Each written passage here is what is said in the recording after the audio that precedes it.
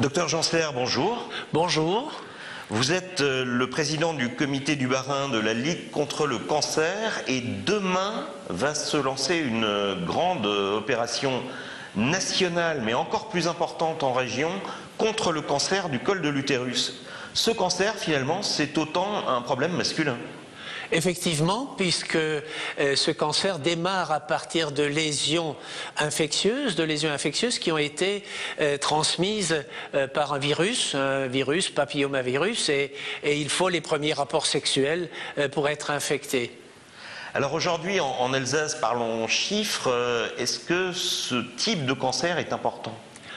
Alors ce type de cancer est nettement moins important que le cancer du sein, c'est évident, mais ça reste néanmoins un cancer préoccupant. On note dans le Bas-Rhin, par exemple, 45 à 50 nouveaux cas par an en Alsace. Sur le plan national, il faut quand même dire que 3500 nouveaux cas par an donnent lieu à un peu plus de 1000 décès, ce qui veut dire que tous les jours, 3 femmes en France meurent d'un cancer du col de l'utérus. Il y a actuellement une parade très efficace, qui est la vaccination. Et c'est une rareté en matière de cancérologie à l'heure actuelle de pouvoir vacciner pour prévenir le cancer et de compléter cette vaccination par le dépistage. J'aurai peut-être l'occasion d'y revenir.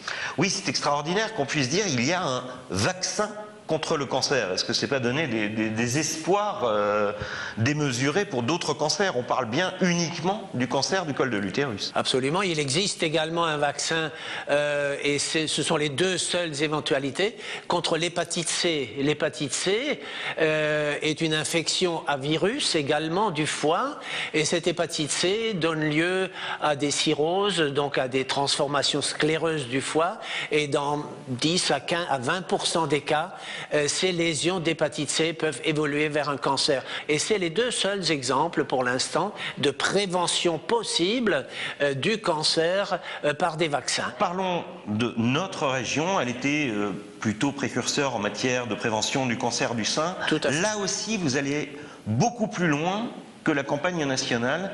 Pourquoi sommes-nous en pointe financièrement ? Alors nous sommes en pointe puisque nous sommes un des 4 départements en France, et des seuls 4 départements en France, qui ont un dépistage organisé du cancer du col de l'utérus.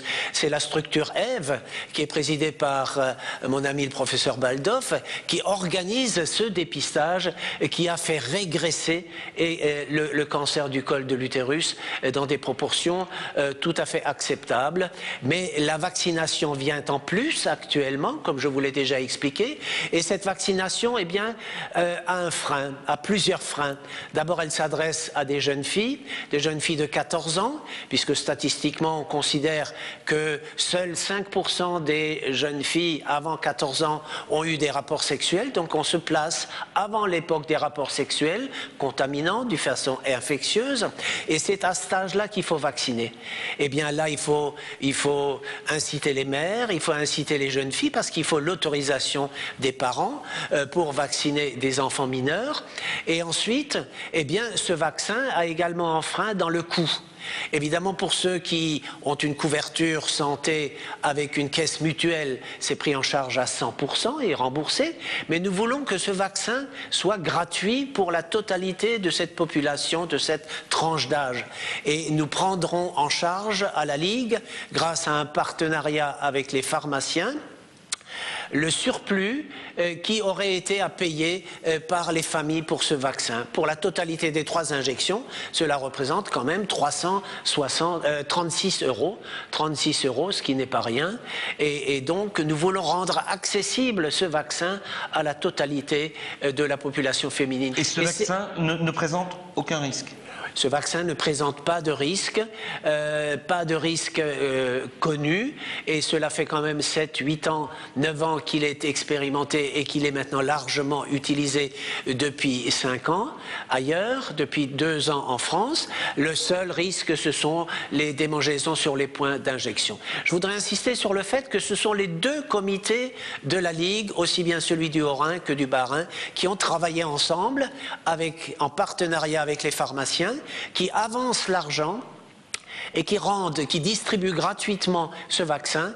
Et nous, Ligue, payons les pharmaciens sur ce qu'ils ont pris en charge au début pour rendre ce vaccin gratuit. Donc nous travaillons à la contribution de la gratuité de ce vaccin.